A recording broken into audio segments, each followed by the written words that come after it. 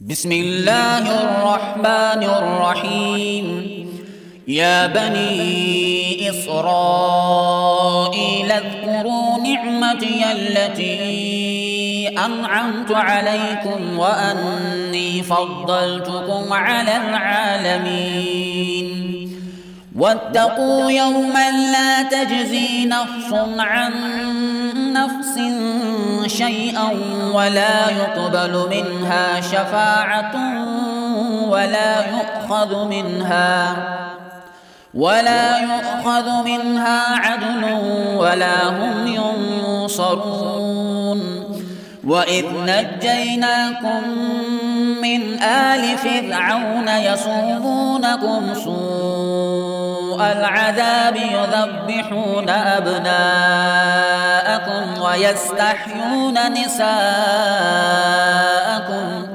وفي ذلكم بلاء من ربكم عظيم. وإذ فرقنا بكم البحر فأنجيناكم وأغرقنا آل فرعون وأنتم تنظرون. وإذ واعدنا موسى 40 ليلة ثم اتخذتم العجل من بعده وأنتم ظالمون ثم عفونا عنكم من بعد ذلك لعلكم تشكرون. وإذ آتينا موسى الكتاب والفرقان لعلكم تهتدون. وإذ قال موسى لقومه يا قوم إنكم ظلمتم أنفسكم باتخاذكم العجل فتوبوا إلى بارئكم فاقتلوا أنفسكم ذلكم خير لكم عند بارئكم فتاب عليكم إنه هو التواب الرحيم.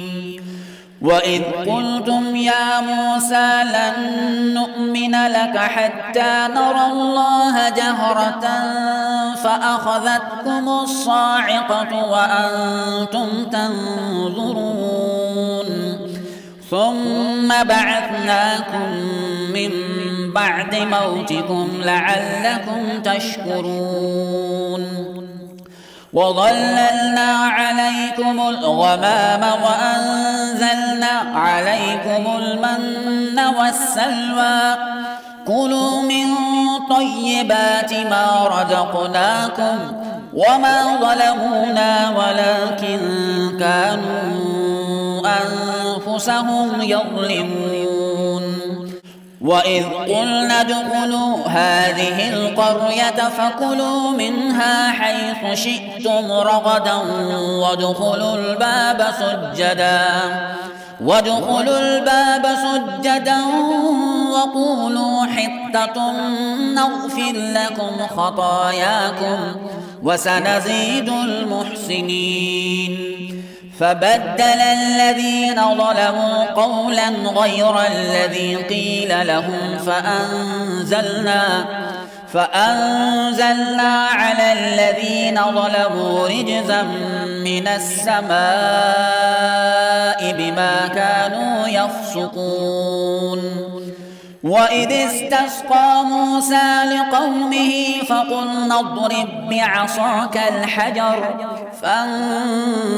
فانفجرت منه 12 عينا قد علم كل أناس مشربهم كلوا واشربوا من رزق الله ولا تعثوا في الأرض مفسدين. وإذ قلتم يا موسى لن نصبر على طعام واحد فادع لنا ربك يخرج لنا مما تنبت الأرض من بقلها وقثائها وفومها ثومها وعدسها وبصلها قال أتستبدلون الذي هو أدنى بالذي هو خير اهبطوا مصرا فإن لكم ما سألتم وضربت عليهم الذلة والمسكنة وباءوا بغضب من الله ذلك